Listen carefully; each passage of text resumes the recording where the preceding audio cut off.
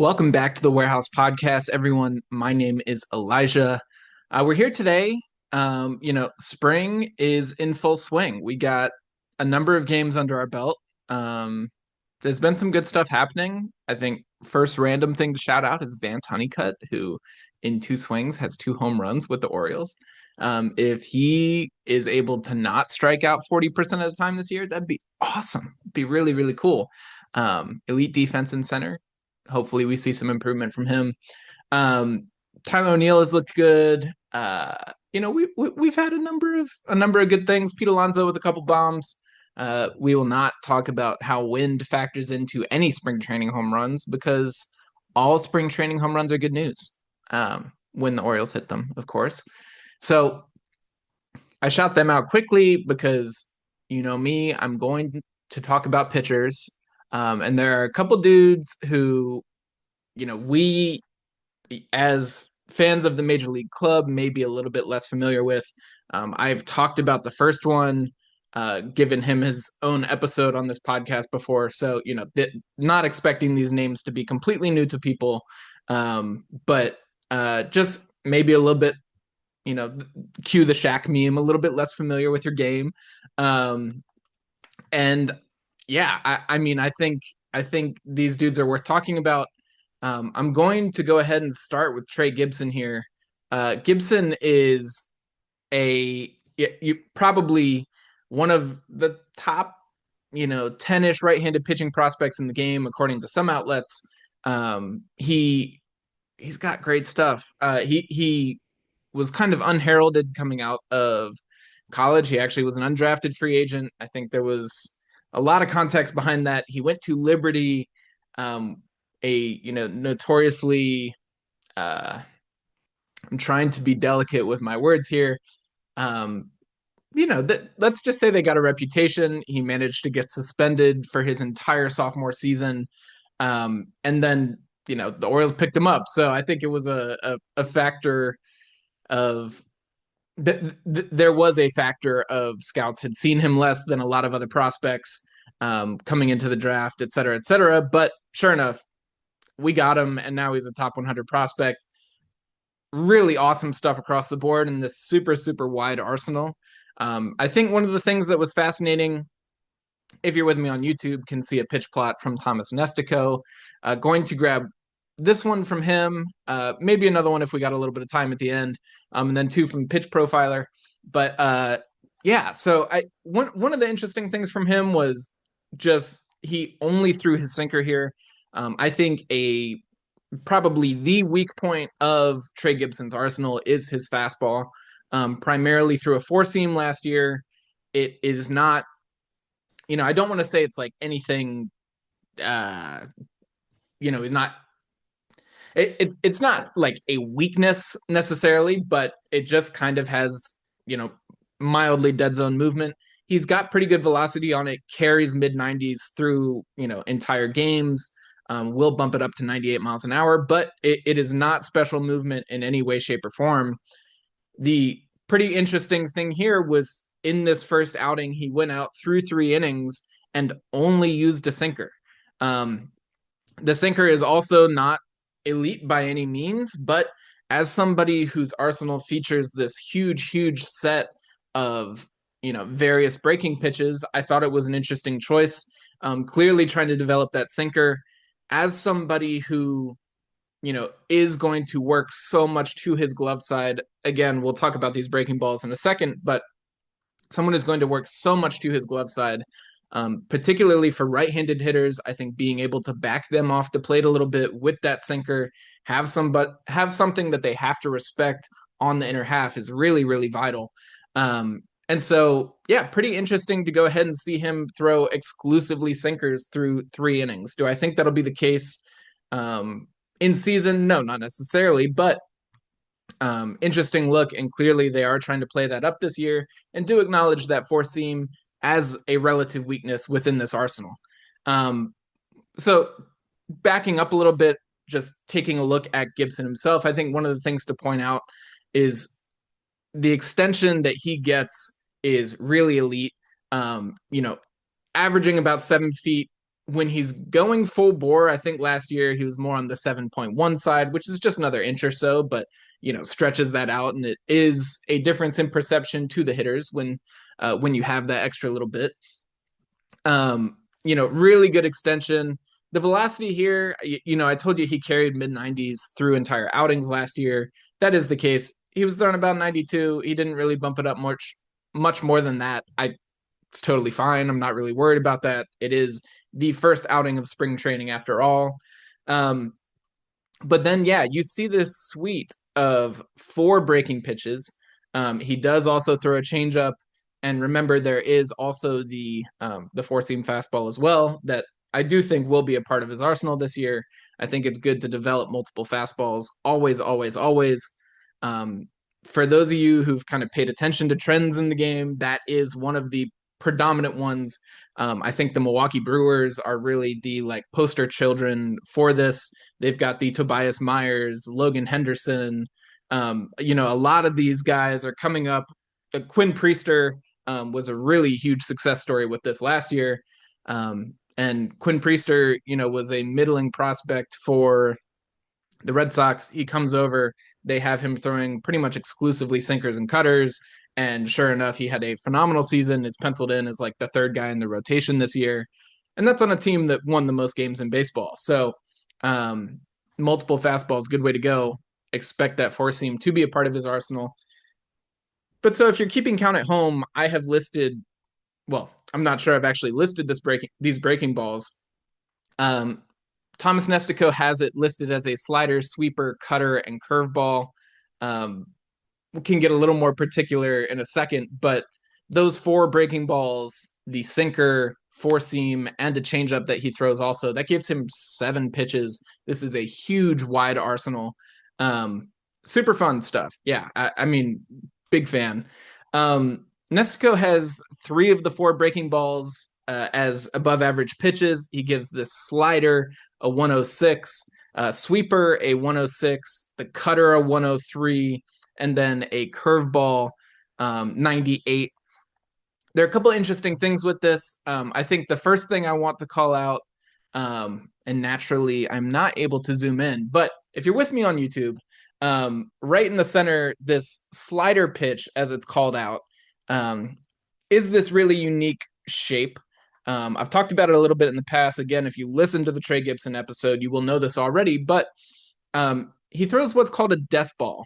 This was really first popularized by Jordan Montgomery in his 2023 season when he was with the Rangers and tore through us. This was the curveball that he was throwing, and he threw it from a pretty different arm slot. He was more over the top and obviously a lefty. But then Kumar Rocker has come through and really, really, this pitch is what Kumar Rocker does. I think there's kind of an interesting comp in Gibson and Rocker. Gibson has a much, much wider arsenal, better feel for spin. They're not exactly the same, but Rocker has struggled with fastball shape, and last year did start throwing his sinker more frequently, kind of like what the Orioles are hinting at least by calling only sinkers here with Gibson. So it'll be interesting to see how that progresses. Rocker has not had as much success early on, but I do think that Gibson has a wider arsenal, more feel for spin, I think it's a more complete skill set as opposed to fastball velocity, even if it's not the shape. Rocker does have velocity, and just the one death ball pitch. I digress. Kumar Rocker is on the Rangers. We're talking Orioles. So yeah, he throws this death ball shape, and it's really interesting. And really, the defining traits of it are it's relatively hard for a breaking ball. You can see even in spring training, he was throwing this one 86.5 miles an hour. It's not super, super high spin. We think of a lot of breaking balls as these huge 3,000 RPM sweepers and curveballs.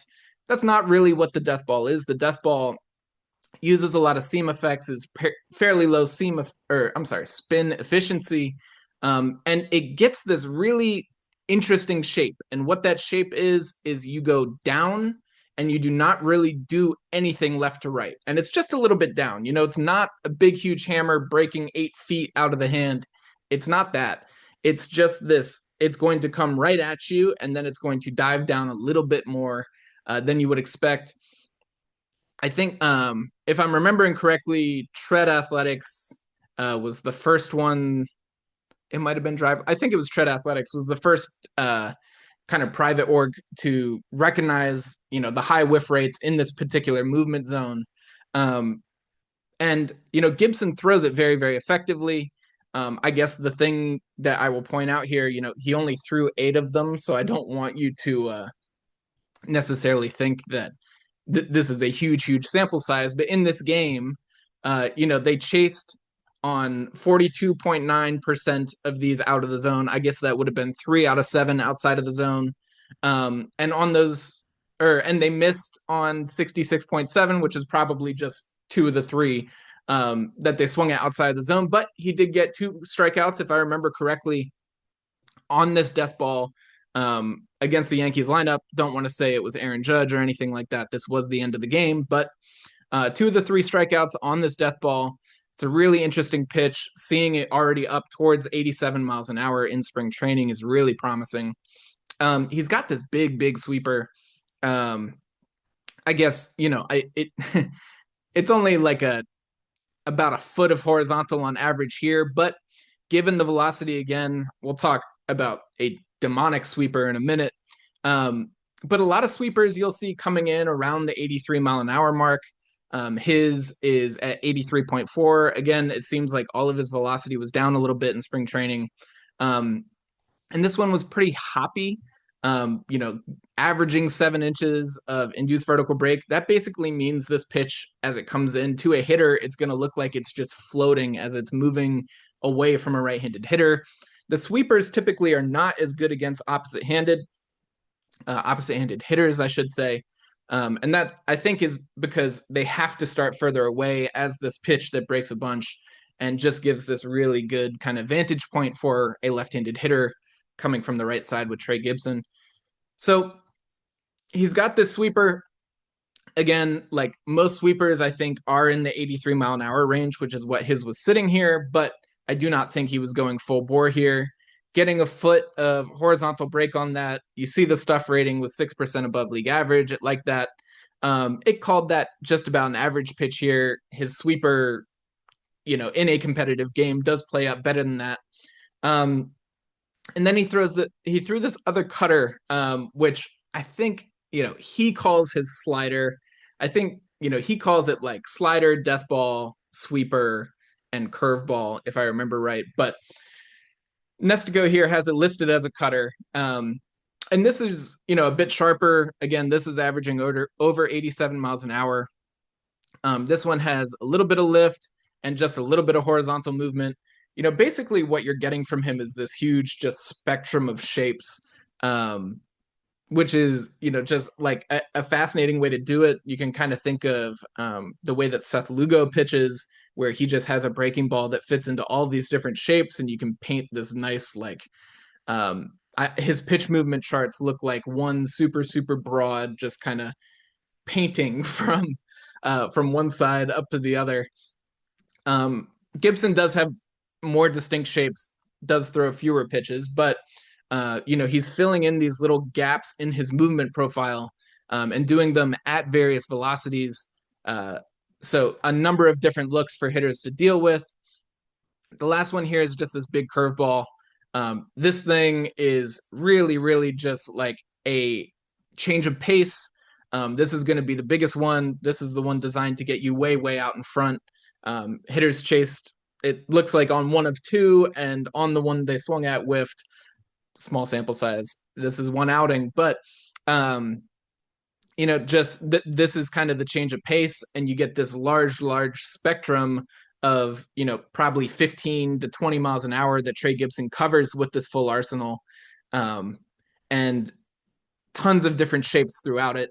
I thought this was a super promising outing. He looked really good. The command was good. Everything was where you would hope it to be. And I think we should be super excited. He got touched up a little bit at AAA. For those who don't know, the MLB baseball is used at AAA. They use a different ball that is more cheaply made. Everything is about money, of course. But they use a different ball, at single A and double A, and it has slightly higher seams. It gets more movement. And so there is an adjustment to be made when you get to the triple A level. Bad fastball shapes like Gibson. Yeah, I don't want to say it's totally bad. It's just not the best, but you know, lesser fastball shapes will get exposed a little bit when you transition to that new ball. Has lower seams and helps you out less, basically. So he got touched up at AAA. Expect him to start back with the Tides. I should say that is why, for those of you on YouTube, you can see that's why I wore the old Norfolk Tides um, hat tonight. We're talking about three guys who either were there last year or are going to be this year. Um, and yeah, so I don't know. Gibson's going to start with Norfolk. I think we can expect a lot of good stuff. I think, the adjustments that he's making, working in the sinker more prominently, um, are going to prove very, very fruitful. And I think there's absolutely a world where, if he proves he's as good as we really think he is. He's in the opening day rotation in 2027. With the chance to make a spot starter too in September, maybe work out of the bullpen for us. Like I said, he's run it up to 98 miles an hour before. I think a lot of possibilities with how Gibson finishes out this year, but projecting a lot of success. The next guy I got here is Anthony Nunez. So Anthony Nunez came over in the Cedric Mullins trade. I went to the Florida Institute of Technology and played some baseball there. And our most hated team ever was the University of Tampa. University of Tampa really dominates Division II sports, or I guess Division II baseball, I should say. They were in our division, the Sunshine State Conference. It is what it is. Anthony Nunez went into baseball, professional baseball, as a third baseman, left when that wasn't working out, and went to the University of Tampa, started pitching, and just he's awesome. He's awesome. He went through, if I remember correctly, 3 levels last year. I think the Orioles finished him at Norfolk. The stuff is just so good. I should say we got him from the Mets in the Cedric Mullins trade. I think I mentioned that, but um, man, he's fun. He's really, really fun. He's got a low release point. He's got this demonic sweeper. I use that pitch profiler, the website that I'm stealing this graphic from. It was on Twitter, I should say. They the tweet here is Anthony Nunez, welcome to demonhood. This stuff is so good. He came in, just pitched 1 inning against the Rays earlier today, the 25th, and I'm a little bit delinquent in getting this podcast out. I was originally going to talk about Cam Foster here, but then I saw this Nunez outing and said, okay, well, he's the guy. So kudos to me for delaying getting this out. But here you see, I talked about how Trey Gibson's death ball is not this super high spin pitch. Well, Anthony Nunez's sweeper is coming in averaging 2,964 RPM. This is one of the elite spin 3,000 RPM sweepers. And he's throwing it 85 and a half miles an hour. Remember, I said they're typically in that 83 range, but he's still getting almost a foot and a half of sweep on it, keeping it on the 0 induced vertical break line pretty much. And this thing just it just bends. It looks like it defies gravity in a way that is super special. It's a really, really kind of unicorn of a pitch, and we should be thrilled that we have him. The couple things I'll note, he only threw 2 four seams here, but one of them did top at about 20 inches of induced vertical break. With the 95, 96 that he throws, and from a relatively low release point, getting up to 15, 20, I shouldn't say 15, getting up toward 20 inches of induced vertical break, if he can keep that top line, is going to miss a ton of bats at the top of the zone. He also has a sinker that's running a foot and a half to his arm side. And then he has this very small changeup, which I think is pretty interesting.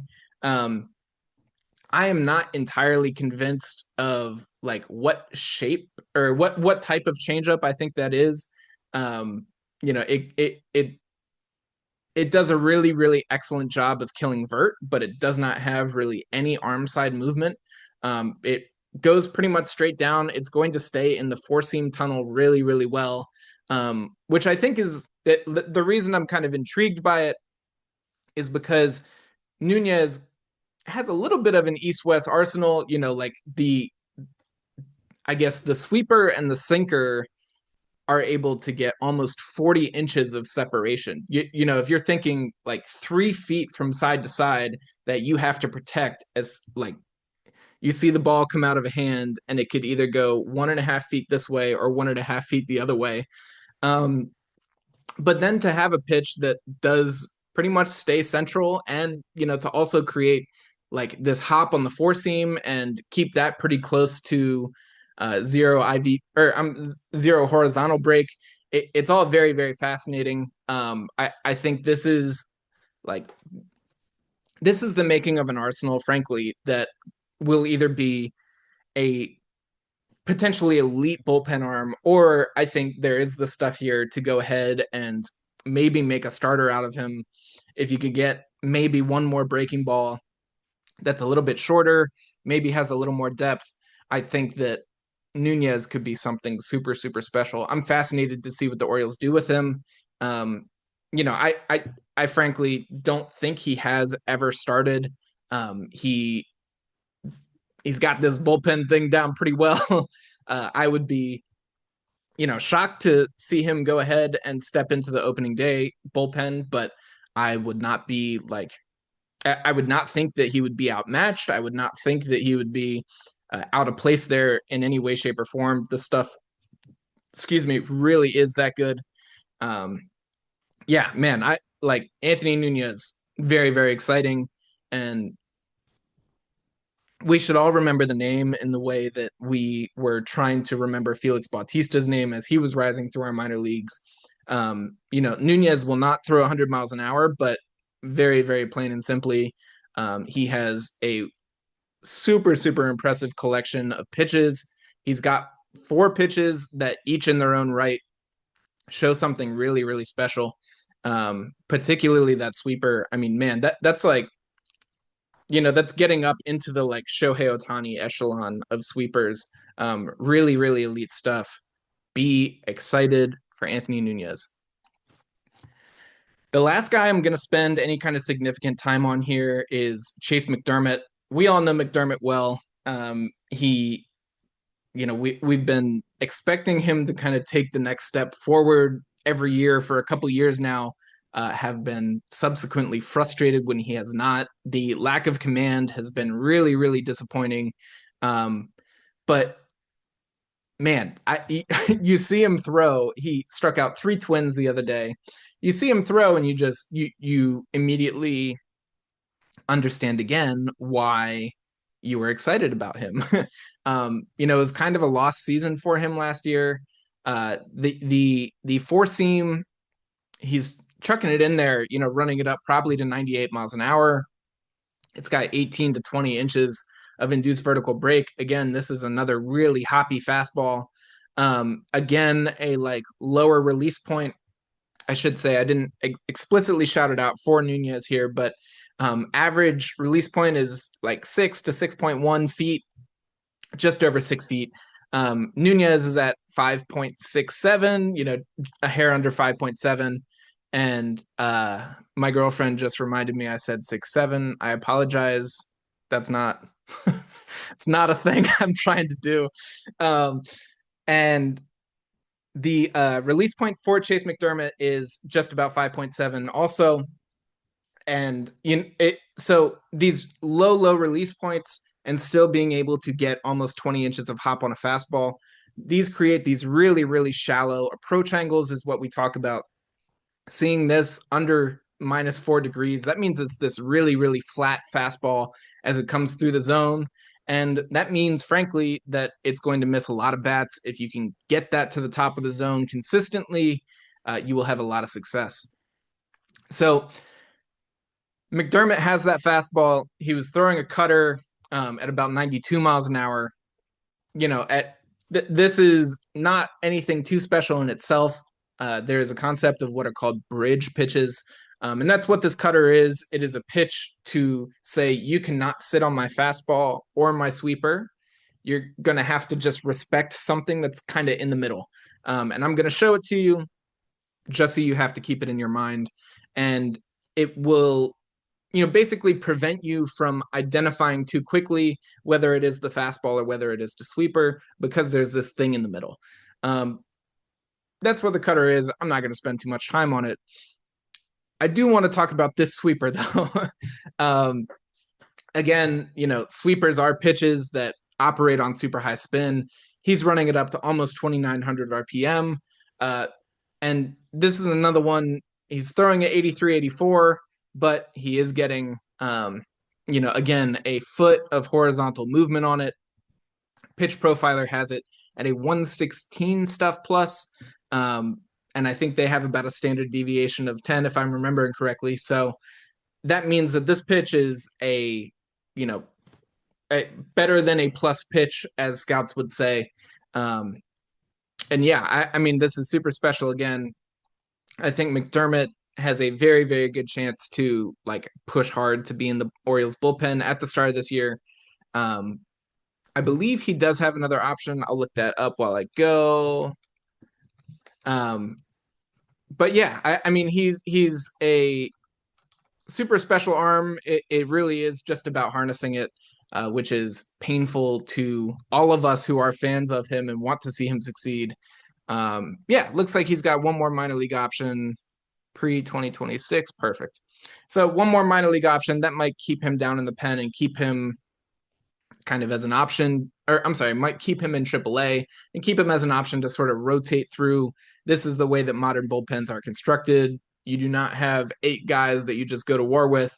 You have 5 guys you go to war with, 1 guy who gets hurt, 4 guys who you will rotate through on waiver claims, 4 guys who you're sending up and sending down, and is this whole amalgamation. It is a team effort, and for many people, you will not even know you're on the team until halfway through the year when another bullpen says, all right, we're going to cast you off for now and pull someone else in. There is this shuffle. That's the way it works. But Chayce McDermott might ride that bus a little bit if he does harness the command at all. It could be a super special arm out of the pen. In theory, you could see him maybe running it up to 100 miles an hour with this big time sweeper. That's special stuff. I'm going to shout out one more guy pretty quickly. I don't want to do too much on him because I've talked enough, but do want to shout out Cameron Foster. This is a mildly interesting arm. I don't say that to insult him in any way, shape, or form. I think he's just a tier below the other 3. He's a valid prospect for a bullpen role in his own right, but the Orioles added him to the 40-man roster. We did acquire him also from the Mets. Thank you, Mets, for building the 2026 bullpen for Norfolk and Baltimore.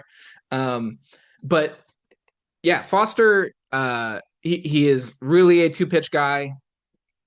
It was not like bad stuff when he came over. I just didn't see anything super, super impressive. He did look, really pretty solid with his time with us in Norfolk. So, but he was added to the 40-man roster.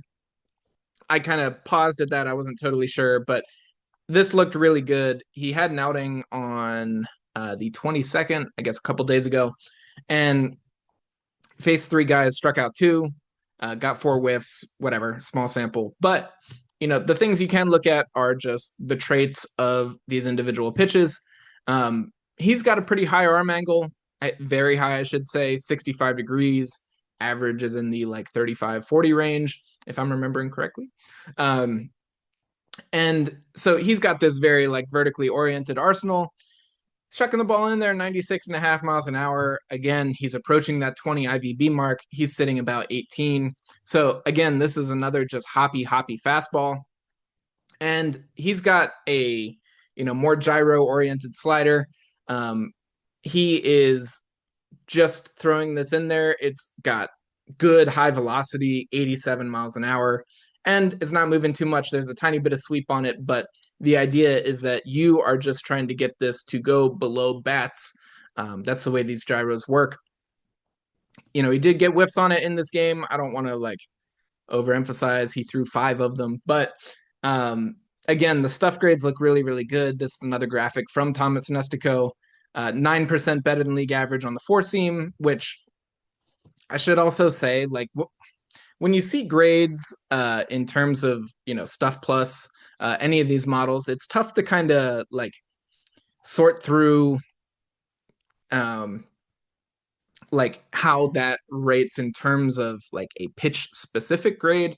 And what I mean by that is like for a four seam fastball, the average four seam fastball is probably like a 98 stuff plus. They get knocked down because they are inherently less effective pitches. Something like a slider will be a more effective pitch at getting outs. Excuse me. Um, Something like a slider will be a more effective pitch just at getting outs in general. So you see the slider here is a 110 stuff plus, but has a lower grade on the 50 or 2080 scale than his four seam does. This 109 stuff plus on the four seam is really, really good. It means it's got a lot of action on it. You see, it's a really high spin fastball. Most fastballs sit in the like 21 to 2300 range, somewhere in there. This is running up to almost 2600 RPM. 2559 was the average here.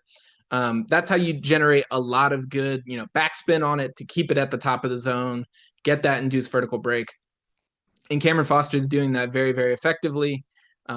So, the fastball looks super promising. You can see some of the locations here. I think like, he kind of yanks some to the arms or to the glove side a little bit. Again, if you keep that fastball at the top of the zone and you let this slider work down, that's the recipe for success. And 2 pitches is all you need to be a successful reliever. Expect him to, start in Norfolk, have some success, probably get 1 or 2 call ups throughout the year. I don't expect him to necessarily be a fixture in the bullpen by any means. Excuse me, but this is promising, and you love to see it. I think that's all I've got for you guys. I think I've talked your ear off long enough.